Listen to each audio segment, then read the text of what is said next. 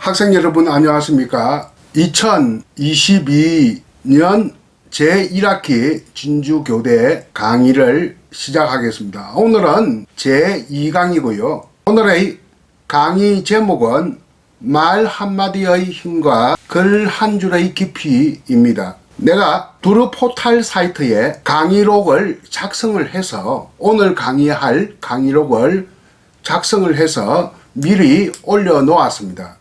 여러분들 많은 참고가 있기를 바랍니다.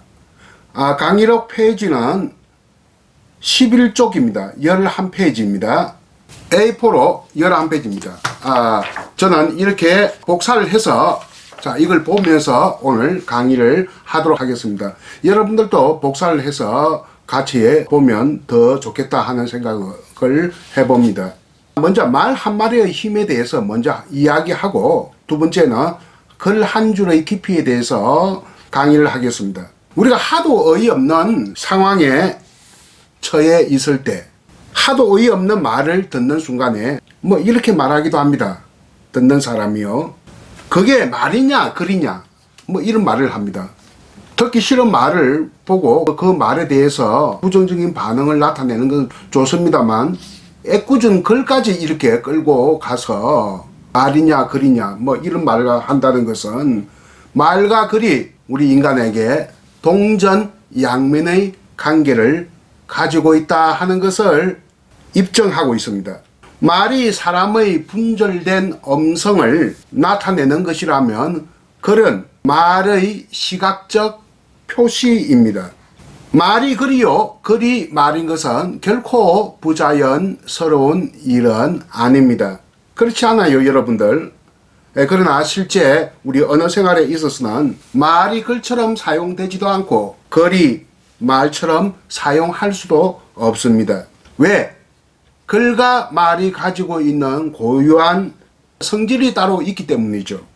말이 인간이 가지고 있는 소통의 유력한 수단임에도 불구하고 사람들은 말에 대해서 늘 부정적인 반응을 보여왔습니다. 말이 많으면 많을수록 그만큼 말이 헛되거나 교모해지기 때문이지요. 현실을 채워주지 못하는 말은 말로 인해서, 현실을 채워주지 못하는 말로 인해서 대화와 토론에 있어서 의사소통이 원활하지 못하고 중구난방이 되기도 하고, 허언이나 교훈이 난무하게 됩니다. 허언, 한자어로 허언이 헛소리고, 교언은 교묘함, 듣기 좋게 이야기하지만 사실은 남을 속일 수 있는 말을 교언이라고 하는데 잘 안 쓰죠. 아는 게 아니라 속이 빈 사람이 말 잘하고 속이 허한 사람이 말 많은 것은 개인뿐만 아니라 그 사회가 가지고 있는 속 비고 허한 사실을 반증한다고도 할 수 있겠습니다. 서양 철학자 중에서 베이컨이라고 하는 사람이 있는데, 네 개의 우상, 얼란에 말하지 않았습니까? 고등학교 시절에 국민윤리 시간 때, 혹은 또 요즘 또 철학 시간 또 있다고 하는데 철학 시간 때 배웠을 겁니다. 무슨 우상 하는 거요? 시장의 우상. 시장의 우상이란 말은 저작거리에, 시장에 사람들이 많이 모여 있는 곳에 떠도는 풍문을 말하는 것이죠.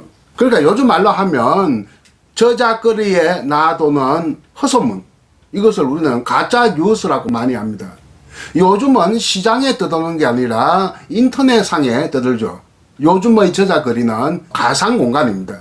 우리나라에서는 시장보다는 이 근대 자본주의의 발달이 좀 늦었기 때문에 시장보다는 어디에 주로 허소문이 많이 떠돌아다닙니까? 바로 운물가입니다. 운물가에서 그 아낙네들이 하는 그 말들 보면 진실된 말도 소문도 있겠지만 허소문도 많이 있었다. 이것이 바로 시장의 우상이고요. 동굴의 우상도 있지 않습니까? 동굴이란 것은 아주 폐쇄적이고 좁은 곳이죠. 그 우리 속담에 운물 안의 개구리와 비슷한 이야기가 동굴의 우상입니다. 우상, 이돌라, 허상, 그런 뜻입니다. 허수아비다, 실상이 아니다, 그 이야기입니다. 또 그 뭐가 있었죠?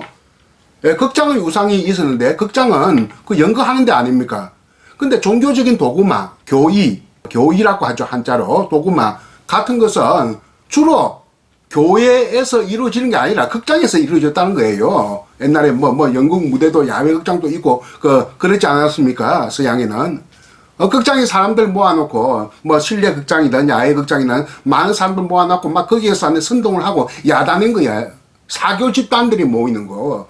여러분 믿습니까? 하면서 하면 막 안에 막 박수치고 하는 것이 바로 극장의 우상이다. 그러니까 미신의 집회 장소를 극장으로 비유했고요. 이 극장에서 생기는 인간의 몰이성적인 측면, 경험적 한계, 사이비 학설, 거짓된 언어가 난무하는 장소성을 가지고 극장이라고 했습니다. 아무튼 뭐 극장, 시장, 무슨 동굴, 뭐 또 하나가 있는데 뭐 갑자기 생각이 안 나네요. 이런 네 가지 이돌라, 우상을 경계하는 말을 했습니다. 이것이 베이컨 이야기입니다. 동양으로 이렇게 와 봅시다. 동양에서는 불교 중에서도 선불교는 동아시아, 그러니까 동북아시아 불교입니다. 중국과 일본과 한국에서만 있고, 원래 초기 불교, 근본 불교에서는 이 선이란 게 없었어요. 그러니까 선불교는 중국으로 가서 한역화되면서 완전 중국적인 어떤 분위기 속에서, 그것도 우리나라에 고려시대 때 넘어왔고 일본으로 가가지고 일본도 선불교가 대단하죠. 지금 세계화된 선불교는 일본 불교입니다. 그래서 선불교를 영어로 젠 부디즘이라고 합니다. 이 젠이 선의 일본어 발음입니다. 이 선불교에서는 참선을 위주로 하니까 이 문자 같은 것을 아주 거부를 합니다. 그래서 문자도 결국 말이죠. 말을 시각적으로 표시하는 게 문자 아닙니까? 언어에 대한 불신 같은 게 굉장히 큽니다. 그래서 앉아서 번뇌나 망상을 이렇게 지우면서 조용하게 명상이 잠긴 거, 뭐 명상이 잠긴 것은 전 불교에 다 있습니다. 근본 불교도 있고 저게 동남아 불교, 그걸 윗바사나라고 하는데 선하고 좀 비슷한 어떤 명상입니다만 성격은 다르대요. 그래서 특히 선불교에서는 실상이언이라는 말을 갖다 썼어요. 실상. 사물의 그 본질을 갖다 실상이라고 하거든요. 사물의 본질은 이언, 말로부터 이별하는 것이다. 말로부터 벗어나는 것이다. 행위 상학적인 실체, 이것이 실상이거든요. 사물의 본질, 뭐 이런 것은 말로부터 벗어나는 데서 존재한다. 말로서 설명을 할 수가 없다는 이야기입니다. 이렇게 언어를 그만큼 좀 부정적으로 바라보고 있다. 노장사상에서도 그런 게 있어요. 노장사상. 노장사상에 노자가 있고 노자 장자 합해서 노장이라고 하지 않습니까? 노자의 어록 중에 노자는 그 공자시대 사람입니다. 두 사람이 만나기도 했어요. 굉장히 오래된 사람이죠. 지자불언 언자부지란 말을 했어요. 지자불언. 아는 사람은 말하지 아니하고 말하는 사람은 알지 못한다. 참 연세법은 미묘한 어떤 수사법을 가지고 있네요. 아는 사람은 절대 입을 열지 않는다. 항상 속으로 간직하고 마음으로 이렇게 품고 있다. 모르는 사람들이 막 이렇게 떠든다는 이야기예요. 그러니까 빈수레가 요란하다 하는 말이 있지 않습니까? 우리 속담에도. 또 언자부지. 말하는 사람은 알지 못한다. 알지 못한 사람이 말을 한다는 이야기예요.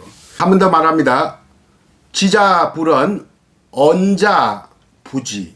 아는 사람은 말하지 아니하고 말하는 사람은 알지 못한다 하는 것은 노자의 사상이 가지고 있는 언어 불신감 내지 언어 척대감이다. 이렇게 이야기할 수 있겠습니다.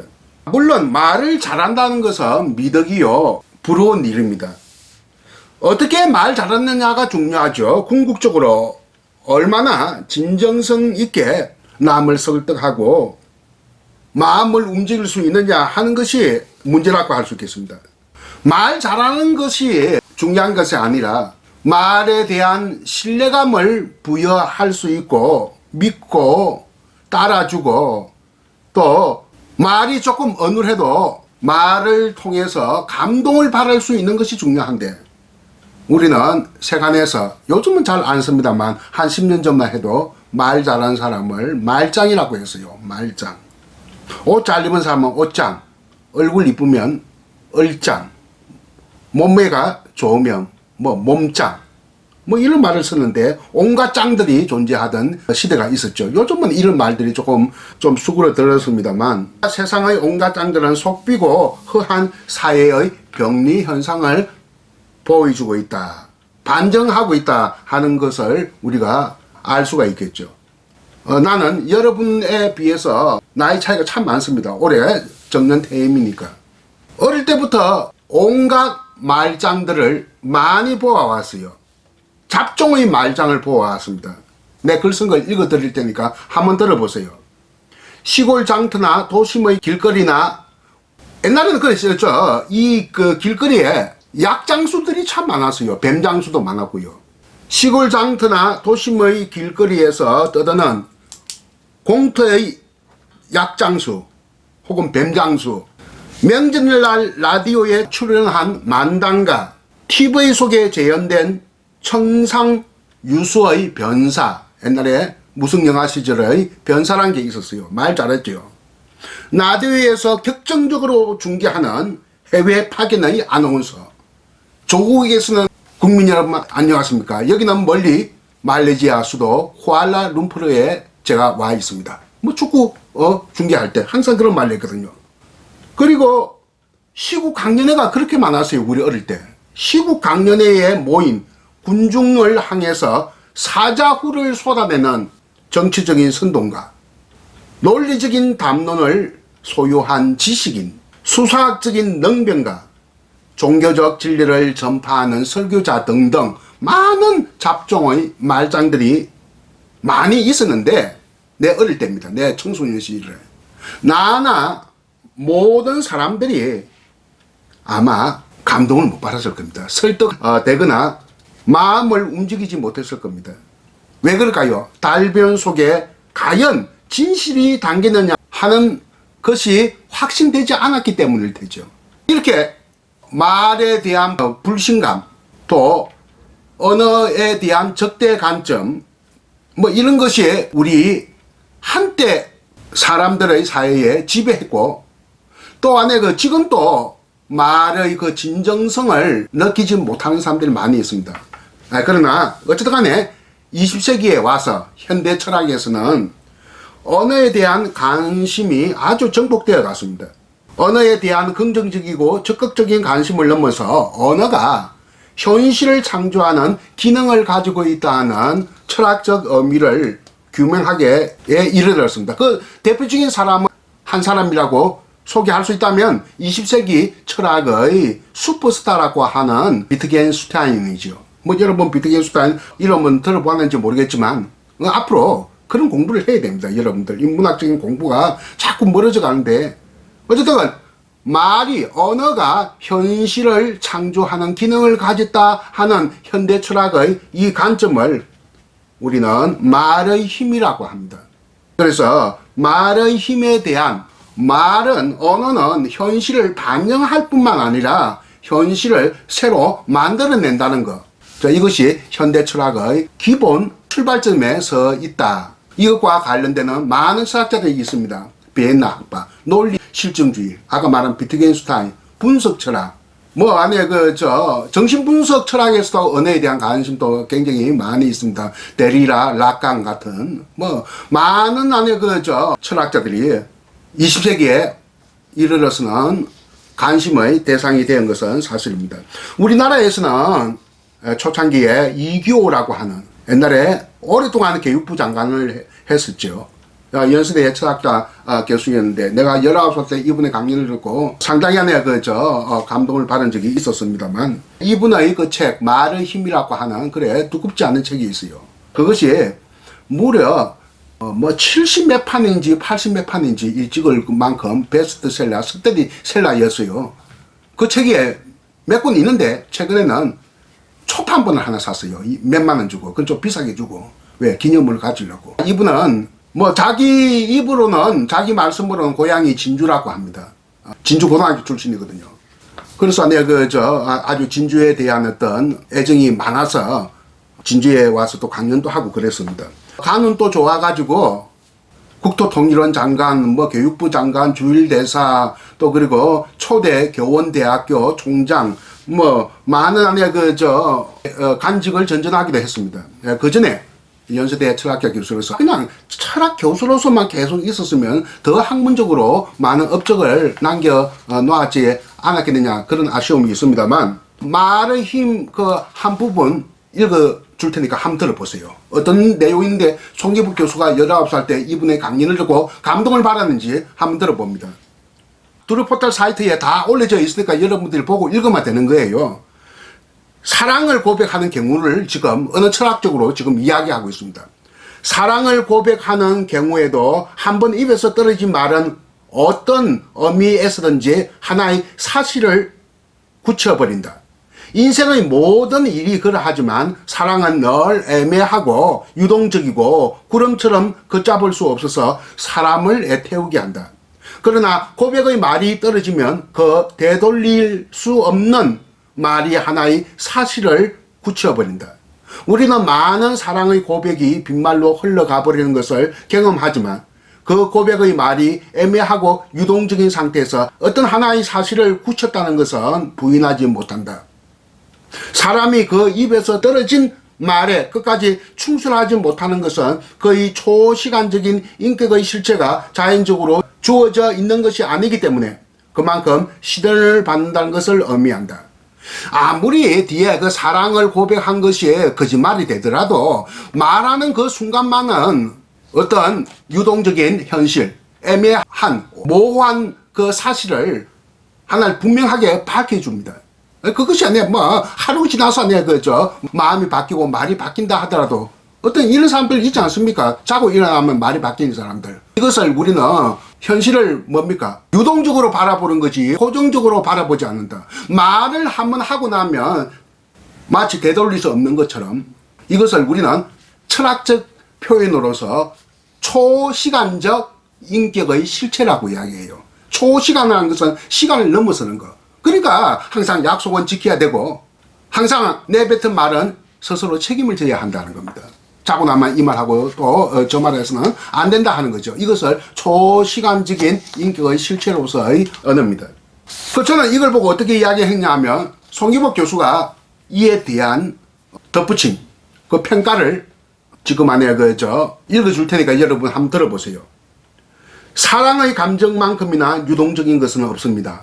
어쩌면 사랑합니다 라는 표현의 반대말이 사랑하지 않습니다 라는 표현이 아니라 사랑했어요 라는 표현이 될지는 모르겠습니다. 옛날엔 사랑했지만 지금 사랑 안 한다는 이야기니까요.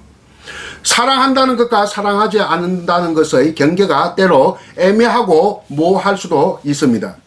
수많은 사람들이 감정적인 해석지대에 서 있는 경우가 실로 적지 않습니다. 이 지점에서 상대방에게 사랑한다든가 사랑하지 않는다든가 하는 말을 할 때 어떤 결과를 초래할까요? 말에 의해 새로운 현실이 형성되는 겁니다. 사랑의 고백이 입에서 떨어지는 순간에 안개처럼 모호한 현실에 안개가 걷히면서 새로운 명확한 현실이 드러난다는 겁니다. 혹은 현실을 드러내준다는 것입니다. 이처럼 말은 상황을 지배하는 구속력을 갖기도 하지요. 사랑한다는 말이 당장 깨져 버린다고 해도 사랑한다고 고백하는 그 순간만은 말이 현실을 지배하거나 구속한다는 것입니다. 그도 그럴 것이 사랑의 고백으로 말미암아 하나의 현실적 구속을 갖는다는 것은 분명하기 때문이죠. 이것이야말로 말 한마디의 힘인 것입니다. 우리가 말 한마디의 힘이 결코 약하지 않다는 것을 생각해 봅시다. 지성이면 감정이다, 이런 우리 속담도 있습니다만 이것과 비슷한 말이 서양에서는 피그말리온 효과라고 합니다. 여러분 들어봤습니까? 피그말리온 효과.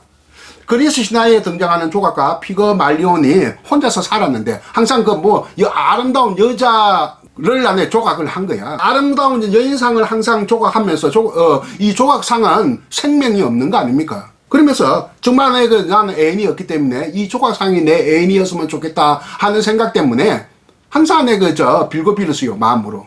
이런 여자가 내 친구, 나의 연인, 나의 아내가 되었으면 좋겠다. 이렇게 정말 이 조각상 같은 여인을 사랑했으면 좋겠다는 생각을 한 겁니다. 자기가 빚어낸 아름다운 조각상에게 널 사랑해 널 사랑해 하면서 늘 안에 말을 대내었던 겁니다. 하도 안에 신이 안타까워서 아프로디테 여신, 미어 여신 여러분 알죠? 비너스라고 하죠. 영어로는 비너스입니다. 아프로디테가 그의 사랑에 감동해서 그 조각 여인상에게 혹은 여인 조각상에게 마침내 생명을 불어넣어 주었습니다. 그래서 그의 애인이 되게 했습니다.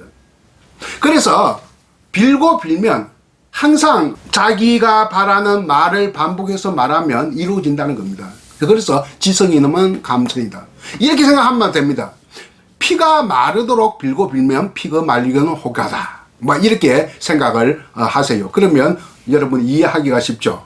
여러분도 뭐든지 피가 마르도록 이렇게 빌고 빌으세요. 그러면 이루어집니다. 이것을 우리 속담에는 지성이면 감천이다. 그래서 여러분이 앞으로 선생님 되면 못하는 애에게 무조건 잘한다고 하세요. 너 잘해. 너 이거 굉장히 잘해. 너는 훌륭하게 해낼 수 있어. 정말 그렇게 훌륭하게 해내는 거야. 그 아이가. 못하는 능력 없는 아이가.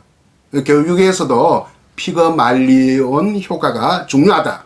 근데 너무 안에 근거 없이 잘한다 하면 안 되고요. 어느 정도 조금만 안에 근거라도 있을 때 그걸 두고 잘한다 해야 되는 겁니다. 교육적으로 볼 때. 여러분 그런 말 들어보지 않았습니까? 고래도 칭찬하면 춤을 춘다. 이것도 역시 피가 말리온 효과다. 이렇게 생각을 하면 좋겠습니다. 그 말 한마디의 힘은 바로 현실을 창조하는 힘을 가졌다. 이렇게 생각하면 좋겠죠. 킹 목사 연설문 1960년대 나에게는 꿈이 있습니다. 결국 인종차별을 이렇게 혁파해 나가는 사회를 이끌고 간 말의 힘이지 않습니까? 말 중에서 참 정말 좋은 말은 안녕하세요입니다.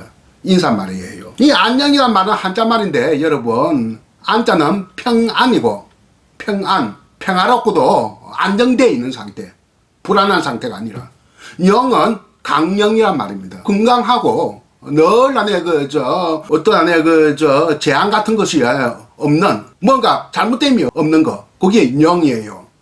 평안 강령의 주말이 안녕입니다.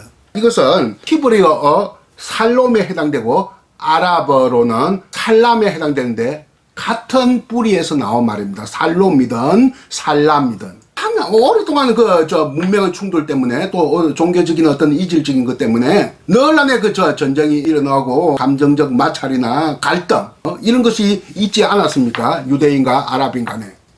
그러나 인사말은 이렇게 똑같단 말입니다. 신도 똑같아요. 알라신과 하나님은 똑같은 신입니다. 다만 표현을 달리했을 뿐이죠. 그러니까 신도 진화를 하는데 가장 진화의 끝이 유일신이에요. 그 유일신은 기독교에서 말하는 하나님과 이슬람교에서 말하는 무슨 신요? 알라신. 결국 그게 알라가 기독교적 표현으로 하면 엘로힘이거든요. 그 같은 계통의 어원이다. 그래서 신은 범신부터 시작해가지고 다신, 이신 이렇게 넘어가다가 일신화 됩니다. 이것이 신도 진화하면서 그 마지막 종점에 유일신이 되는 것이고 이 유일신이 바로 전지전능함을 상징합니다. 불교는 또 어떤 신이냐? 불교는 신이 없어요. 무신론적인 신이에요. 근데 신 없는 종교도 이렇게 있는 겁니다.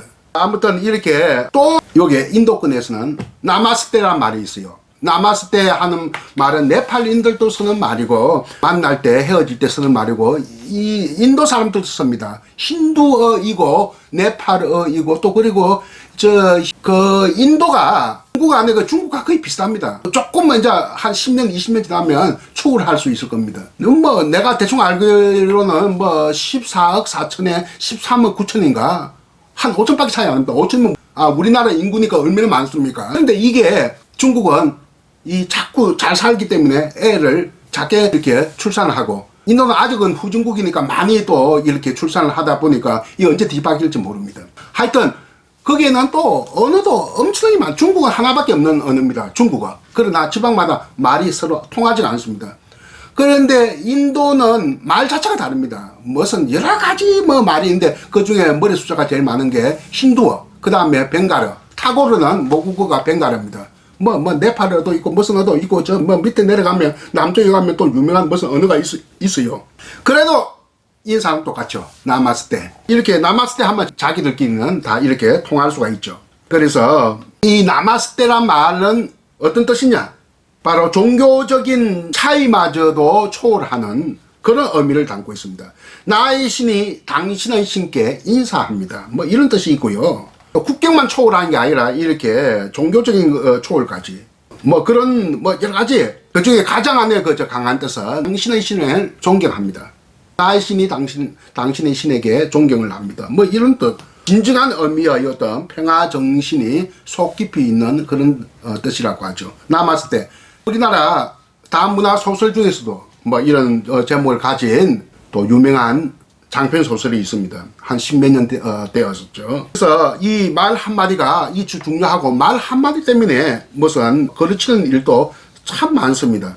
중국 사람이 가장 존경하는 역사적 인물은 우리나라는 이수신이죠. 중국은 간우입니다. 삼국지에 나오는 간우. 그 간우가 중국 사람이 역사적으로 이렇게 존경을 하고 장사하는 사람들은 간우상을 걸어 놓습니다.